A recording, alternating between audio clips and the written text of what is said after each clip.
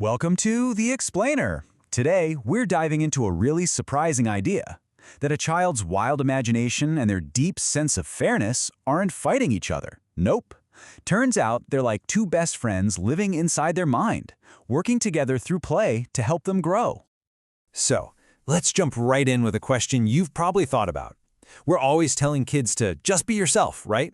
But what if all that make-believe, pretending to be a superhero, a doctor, or an artist, isn't just a bit of fun? What if it's actually crucial for their development? Well, the answer is a huge, resounding yes. This kind of pretend play is an incredibly powerful tool. You can think of it as a safe, creative sandbox where kids get to try on different emotions and practice new skills without any of the real-world pressure. It's a rehearsal for life. Okay, to really get our heads around this, let's use a fantastic metaphor. Imagine there are two key players, two friends who live inside every child's mind. Let's call them Dimyon and Tom. So here's the breakdown of our two inner buddies. On one side, you have Dimyon, which is all about imagination. This is the part that loves friendly competition, comes up with amazing creative ideas, and really pushes a child to see what they can do. Then you have Tom, who represents integrity. He's all about cooperation, kindness, and playing fair, making sure everyone works together as a team. And this, right here, is the most important part. We tend to think of competition and cooperation as total opposites, but they're not. In a child's mind, they are essential teammates. A kid needs Dimyon's creative spark to dream big, but they absolutely need Tom's sense of fairness to work with others to make that dream happen. That's the million-dollar question, isn't it? If you've got these two different voices, who's the referee? How does a child know when it's time to compete and when it's time to cooperate?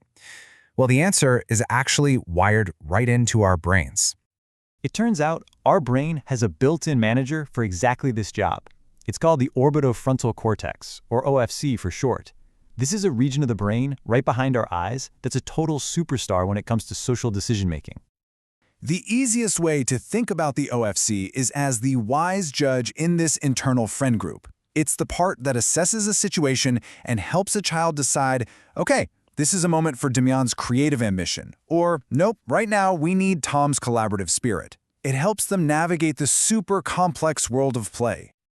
Now, this whole idea of an inner team and a brain-based judge, it's not just about childhood games. It actually ties into a really powerful theory about how we build our entire self-image, a theory known as psychocybernetics. And the absolute core idea of this theory is that our experience of the world is shaped by the map we have of ourselves on the inside. The most profound changes, the ones that really stick, are always the internal ones.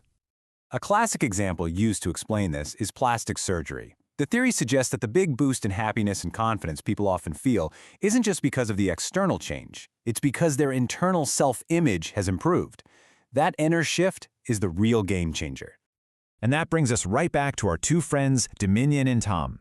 By encouraging both imagination and integrity, we're not just teaching kids how to behave, we're helping them build a strong, flexible, and positive inner world. So what does this actually look like in practice?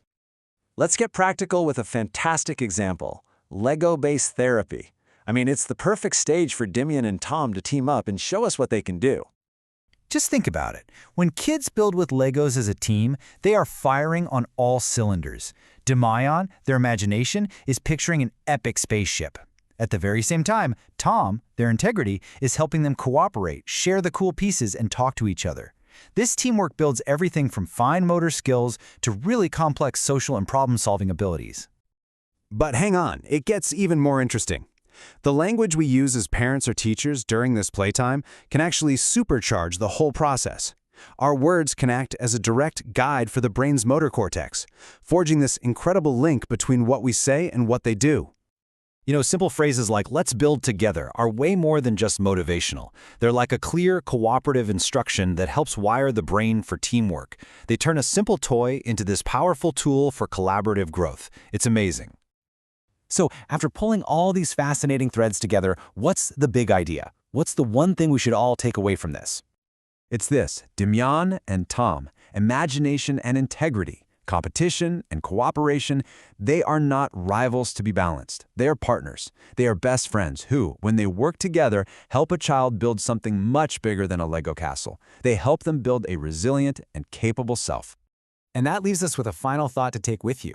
In a world that so often pits these two forces against each other, how can you create more spaces in your home, in the classroom, during playtime, where your child's two best friends can really, truly thrive together?